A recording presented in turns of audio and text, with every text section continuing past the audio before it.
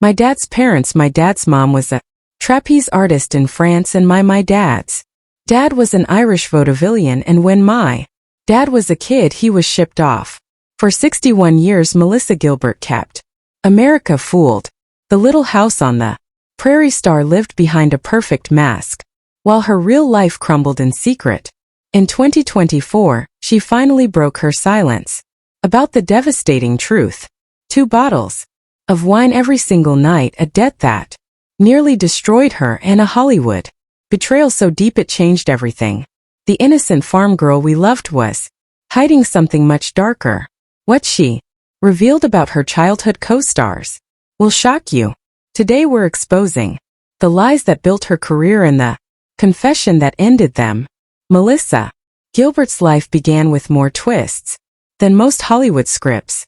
She was born on May 8, 1964 in Los Angeles to Kathy Wood and David Darlington. Her father was a stock car racer and musician. Her mother worked as an exotic dancer. They met in Scandal.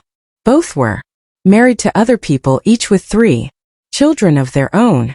When they ran off together on a motorcycle trip in the desert, they conceived Melissa. They later married and combined their families, making her the 7th child in a busy household. But caring for 7 kids quickly became overwhelming. Within a day of her birth, they made the painful decision to place her for adoption. Her life changed almost instantly. She was adopted within 24 hours by Paul Gilbert and Barbara Crane, both already connected to the entertainment world. Paul had been a U.S. military fighter pilot and a circus aerialist until a 65 ft fall ended that career. Barbara was the daughter of Harry Crane, the creative force behind The Honeymooners, and she had worked as a dancer and actress. Melissa became part of a family steeped in show business. They later adopted a son, Jonathan, who would also find his way to television. Tragedy struck when she was 11. On February 13, 1975, Paul Gilbert died at 56. She was told he had suffered a stroke. Years later she learned the truth. He had been in chronic pain and had taken his own life. This revelation, combined with her parents' divorce when she was 6, left her searching for father figures, something that would shape many of her choices in the years to come.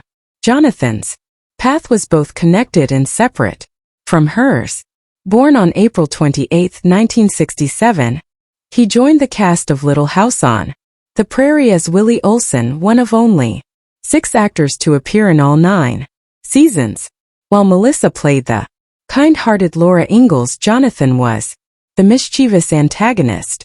After the show ended, he left acting at 18, became a stockbroker in New York, and stayed out of the spotlight. Melissa was no stranger to a camera before Little House. She had appeared in dozens of commercials, including a memorable 1977 Alpo ad with Lauren Green from Bonanza, where she proudly talked about her dog, Fluffy, winning a ribbon. Her first role came at age 3 in The Reluctant Astronaut in 1967. These early jobs gave her the confidence she needed when she auditioned for the role that would define her. Over 500 girls tried out for Laura Less, but Melissa stood out. She showed up in overalls, a flannel shirt, and pigtails, still carrying dirt on her face. Her mother's only advice was to listen to whoever she was acting with.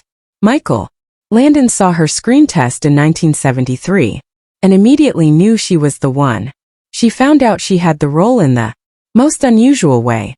Sitting in the school lunch area, a girl she didn't know approached her. "Are you Melissa?" she asked. When Melissa said yes, the girl introduced herself as Leslie Landon and told her, "My dad says you're going to be half pint." The news had come from Michael Landon himself at dinner the night before. Melissa ran to the office to call her mother, who hadn't heard yet. Leslie got into trouble for spilling the secret, but the 2 girls became lifelong friends. Her time on the show wasn't without controversy. When Dean Butler joined as El Manso in season 6, he was 23. Melissa was just 15. Their first on-screen kiss in the episode, Sweet 16, was her first kiss in real life. Her mother cried during filming. Butler later said the situation would never be allowed today. In the original books, El Manso was 10 years older than Laura. Butler admitted he wished the age gap on set had been smaller. Michael Landon was the perfect father figure. Off-screen, he was far more complicated. After Gilbert's own father died, Landon became a stand-in parent for her. But he was often sipping vodka from his coffee mug while they worked.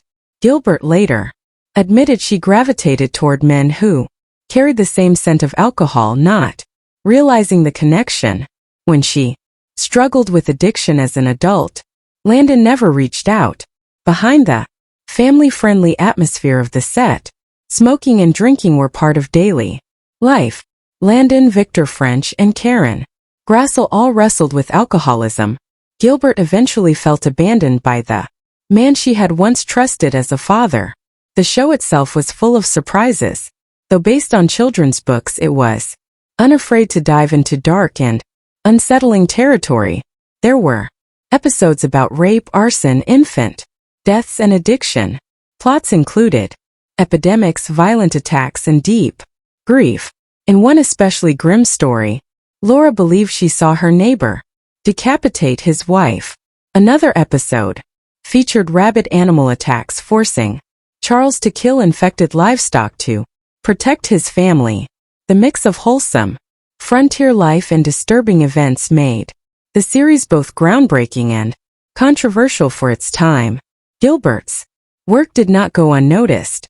Across the show's 9 seasons from 1974 to 1983, she won 2 Young Artist Awards.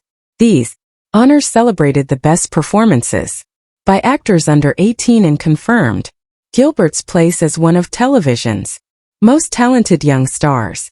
She could handle playful Prairie moments just as well as emotional high-stakes drama, proving her range and skill. The end came suddenly.